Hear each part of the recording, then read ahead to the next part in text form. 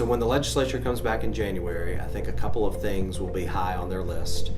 One, as always seems to be the case, is education. That's in part because the Opportunity School District constitutional amendment was defeated by voters in November.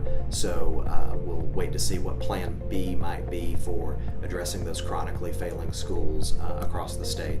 But also because the Governor's Education Reform Commission had made some recommendations which he put off for a year and is expected to take back up in 2017. Chief among them is a revamp of the state's funding formula, which allocates state dollars to public school systems across the state. It's been 3 decades since that was touched, and so there's a lot of people very interested in how that might work out.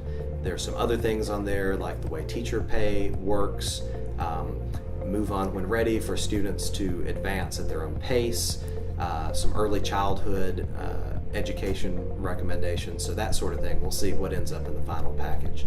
And then I think transportation could be another one.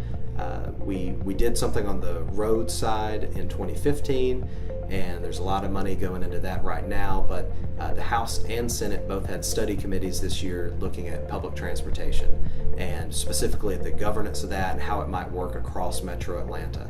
So we're going to be, it'll be interesting to see what the results of that might be. A lot of that was looking, like I said, at the structure, the governance of that. You have different agencies across the metro region, so whether they should be combined into one or whether they should work better with one another. I think a lot of legislators feel like they need to settle those questions for themselves before they can consider whether to put more funding into it from a state level.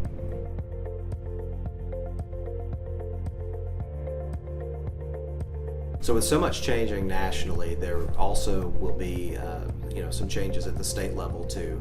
And Republicans see the election results and they're trying to figure out how to maintain their majorities. I think they really need to have 2 tracks in mind. One is how to solve the problems of Metro Atlanta, which is booming, which is great, but that brings problems with it. So how do you address traffic? There's a lot of road construction, but is transit a piece of that? The chronically failing schools that were the Opportunity School District was supposed to address, the majority of them were in Metro Atlanta, Fulton County, DeKalb County, City of Atlanta. So what is Plan B for those schools? What does that look like?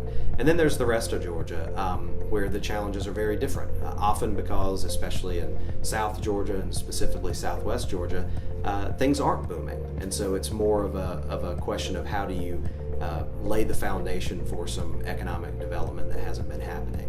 And there you're looking at more things like rural hospitals, which are struggling financially and in some cases closing. And public education as well, which is also a problem, but the solutions may look a little different than they might for Metro Atlanta where there are more students. So those are the 2 tracks that I think Republicans need to work on to maintain their support in the state.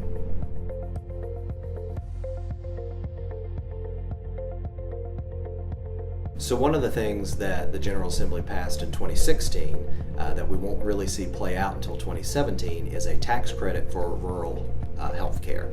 And the way it works is individuals and corporations that donate to a list of approved hospitals in rural areas, there are about 2 or 3 dozen of them, can claim a 70% tax credit on their state income taxes. There's $50 million in tax credits available in 2017, $60 million in 2018, and $70 million the year after that. And then the legislature will reassess and decide whether the program needs to continue. But the idea is to leverage some private money to provide a shot in the arm for some of these rural hospitals that are struggling financially greatly, while a lot of other things are really in flux. Their costs keep going up, their reimbursement rates go down. With Medicaid and some of those federal programs really in a state of uncertainty right now. They're not really sure how that's going to affect their bottom lines. And a lot of these hospitals are struggling with a lot of debt, not to mention service that they provide that they don't get any money for. So, hopefully we'll see people take advantage of this tax credit and give them a boost that way. But we won't know until January when the tax credit is first available whether we will see a lot of individuals and corporations file for those.